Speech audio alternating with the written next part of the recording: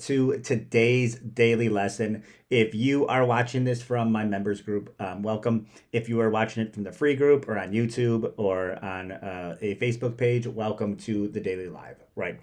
And so these are lessons that I have learned throughout my journey, owning a gym, helping gym owners. And today I thought I had a conversation yesterday with a gym owner that I thought would be really cool to share today, right? And so we were talking about he's a newer gym owner into my program, and we were talking about the differences between stuff that he was doing in other programs versus the way that we do things in our program, right? And I could tell that he was really looking at it as sort of this binary decision of like, should I do it this way or that way? And because they were conflicting, right? Not 100% conflicting. A lot of the times there's like overlap in strategies to grow a gym or a business. And they're not like opposing ideas.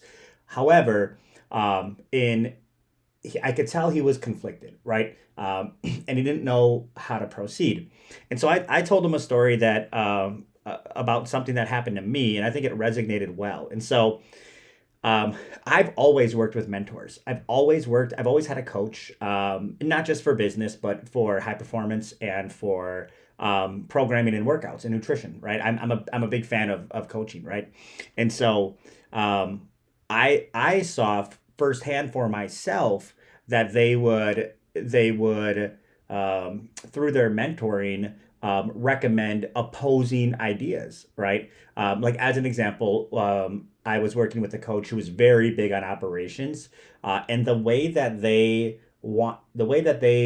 guided me to operate my business was much different than the way another coach I was working with had advised me to operate my business, right? All the way from the one of them was really trying to push me to build out the organization, right, and to hire and scale and delegate and all of those things. Whereas another one was really trying to get me to just become an absolute freaking expert myself, right? And then just charge more to work with me as an expert, right? And so both of them would lead to like increased revenue. Both of them would lead to increased profit, increased freedom, but two completely different paths, right? And so it's not like one of them was right or wrong. It was very dependent upon the situation, right? And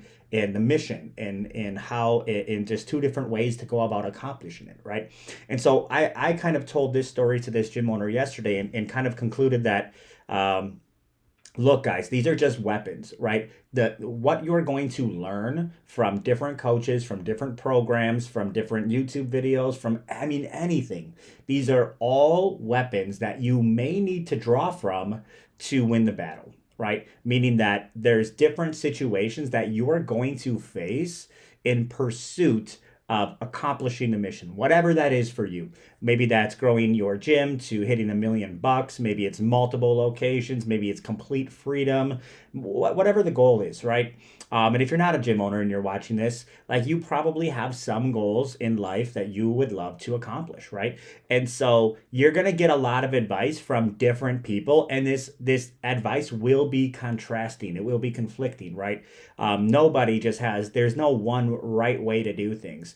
The idea is to be able to understand the way that they're explaining how to do whatever it is that you're trying to do and be able to get a working knowledge of it so it becomes a weapon that you can draw from if the situation calls for it.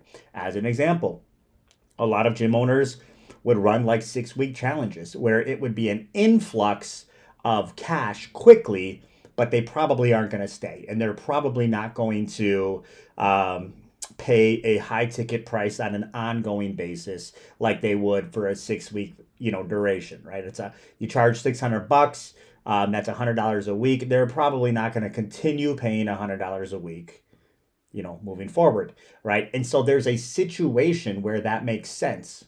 I personally think that there's more situations where it doesn't make sense.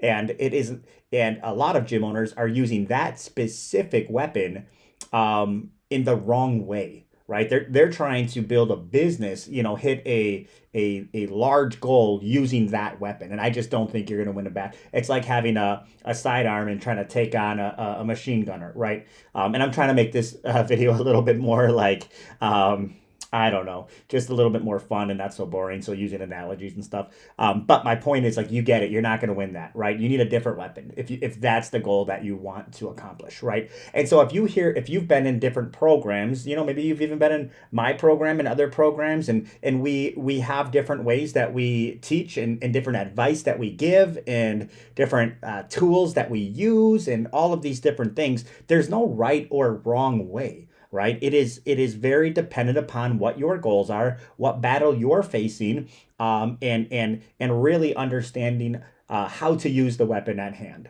right? And so for me, I've been through a ton of programs to allocate as many weapons as I can, because who knows what I will need to use in any given situation, right? And they've come in really handy. For me, I learned a lot of softwares, a lot of tech stuff, and it's come in really handy when it comes to building things and helping other people use those same kind of tech resources, right? I've learned a lot about nutrition and fitness, as a coach, as a trainer, and that's come in really handy when programming, or putting together a program that can be like, done at a very high scalable level, like helping somebody, going through their grocery list and telling them which foods to eat and which ones to get rid of is good, but it's not scalable, right? And so how do you create something that's scalable? Well, I had a lot of weapons to choose from because I learned a lot of stuff,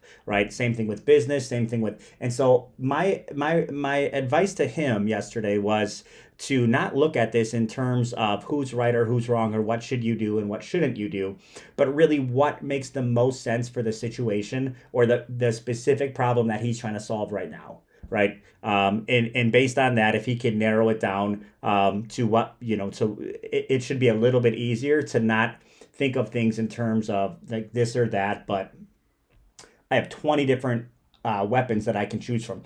Now, if you don't invest in your knowledge, if you don't invest in your skill set, you're not going to have a lot of weapons to choose from. You will kind of be like a one-trick pony, and you're going to just go to the same well over and over and over. And there's going to be a lot of situations where that's not going to help you, right? It's not going to solve the problem that you have, but it's the only skill that you have, right? And so the way to solve it is to diversify your skill set, get more weapons, learn more things, understand how things work, right? So that way you can pull from a much bigger arsenal. So anyways, guys, hopefully you enjoyed this. I wanted to keep it short and sweet. Always keep learning. Always, there's no good or bad advice. I've learned stuff from people where it sounds like just batshit crazy, but given the situation that they were in, it made sense, right? And so, always, be open-minded when it comes to things that people have, especially if it's been successful for them and other people, be open-minded to it, right? I'd only be kind of weary of people that are just telling you stuff and have never done it themselves or have never helped anybody else do it. It's like, well, I'm not really sure how good of a weapon this is. Appreciate you guys. Thanks for taking the time, and I'm going to get out of here. I'll see you tomorrow, where we're going to be talking a little bit more about other cool business stuff.